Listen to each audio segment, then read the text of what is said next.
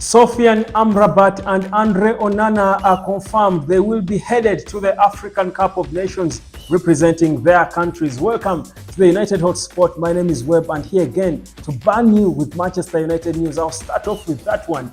Sofian Amrabat and Andre Onana have been confirmed to be leaving Manchester United to be away for the Africa Cup of Nations that will start on the 13th of January in Ivory Coast. And it will go all the way up to 11th of February. We're not sure whether Morocco and Cameroon, their countries that they do represent, will go all the way. But what's obvious is that these two will not be available for Manchester United for the most part of January and a bit of Feb, depending on how far their national teams go now. For Amrabat, maybe not so many people will miss him because obviously we know that Casemiro will be back soon. And also Amrabat has not really been your main guy, more so now that we've got Christian Eriksen back and fully fit. So, but the question now lies on the goalkeeper. Will Altel Baindi be the man to come in and fill the boots of Onana? Are they so big anyway? Not so many will feel so, but many will feel it's an opportunity for us to see what exactly Altel Baindil will do. If you ask me, I think Baindil is actually a good goalkeeper, and I'm sure he will ably fill in the shoes of Andre Onana. Perhaps, just maybe, he could even do better. Well, away from that, still talking Man United today, Lisandro Martinez has dropped an impressive interview. I told you of how he's destined to return on the 14th of January after that long injury layoff in his ankle and foot. Well, he had an exclusive interview with Manchester United TV, and he spoke about how this period has been difficult, but he has still been there supporting each and every player, trying to advise them on what to do. In fact, Amad Diallo said in his statements that he was helped a lot by Lisandro Martinez in his recovery from his injury that has seen him off the pitch for quite a while. So Lisandro, Licha the captain, indeed the captain without the armband, a leader. In that interview, if you watch it, you will see a leader that this boy is. He's only 25, but Martinez, no wonder, is a World Cup winner. His mentality is indeed of someone who plays football at the topmost level. He is a World Cup winner and certainly the best centre-back at Manchester United. His return certainly will boost this squad. So Lisandro Martinez, who is back training, is saying he hopes to be back and is fired up to help the team reach as far as it can. Man United news today, I do continue still. Raphael Varane, there are reports suggesting that Bayern Munich are willing to pay about 20 million pounds for Raphael Varane to try and get him out of his misery at Manchester United. I call it misery because there are quite a number of people who feel that Varane really, and I'm one of those, whereas he's good, he's a very good player, but the injuries and inconsistency for me does not favor us. I think he gives us a good game and he's injured for 2 or 3, then he's back. So we are on and off. You can't build anything with such a player. You want players who will be there for some time for the most part. So for Varane, injuries, unfortunately, for me, have labeled him a bit surplus to requirements. Of course, in desperate moments, if he's fit, you want him to play.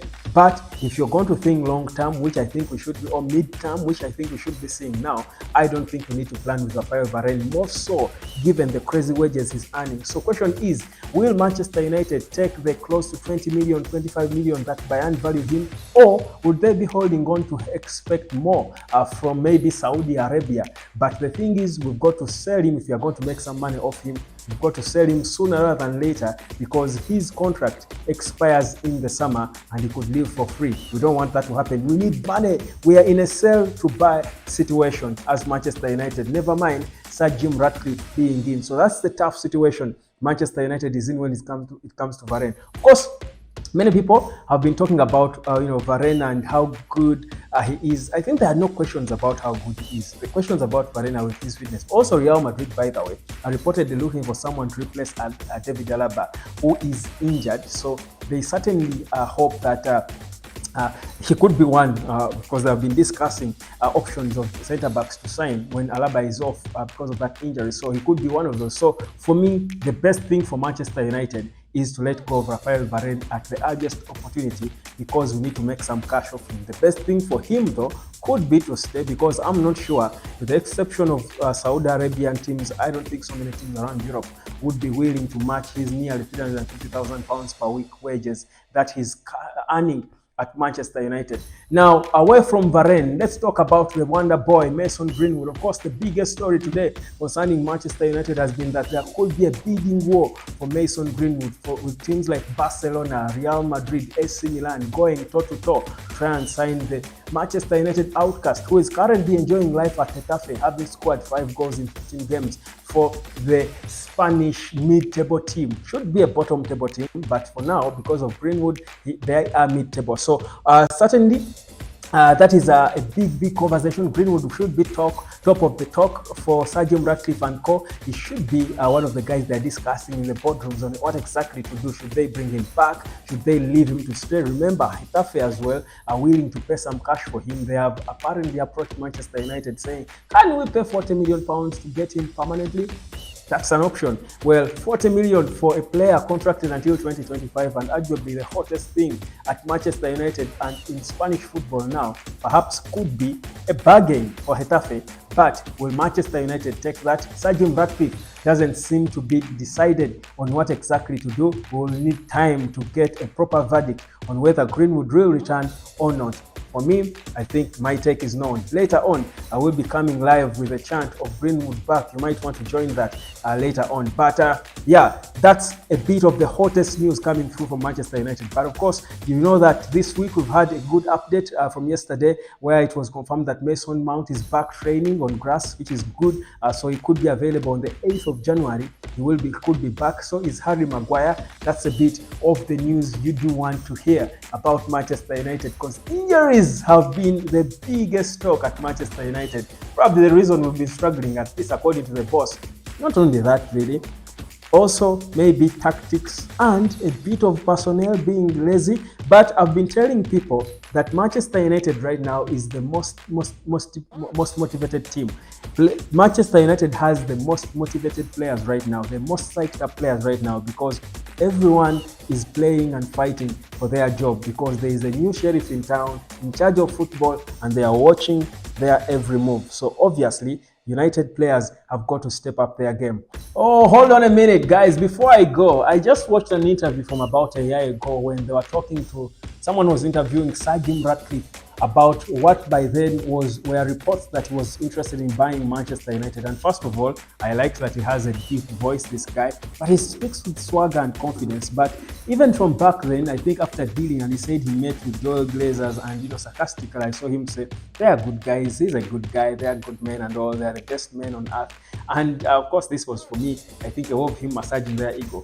But I read him and I see a guy full of pride and also an honest support of Manchester United. He spoke about how he was there in that final in 1999 when we beat Bayern to win our treble. Then he spoke about how this club was up there with Barcelona and Real Madrid, but then it fell off the pace, and how he's so invested. He was back then so invested in bringing it back to the top, because by that time he hadn't yet bought the shares. And they asked him whether he wanted to buy the club, and he said what was clear then is that the Glazers, this club was owned by a group of 6 siblings who do not want to sell. But if they wanted, he would have wished to go on and buy the club. Now, for me, I'm saying this because I'm trying to understand this guy and see what his motivation coming into Man United. Is it to make money, or is it actually to save this club? Because we need a savior right now. And to be honest, I think whereas he speaks with swagger, he's a British billionaire, the richest man in Britain. What do you expect?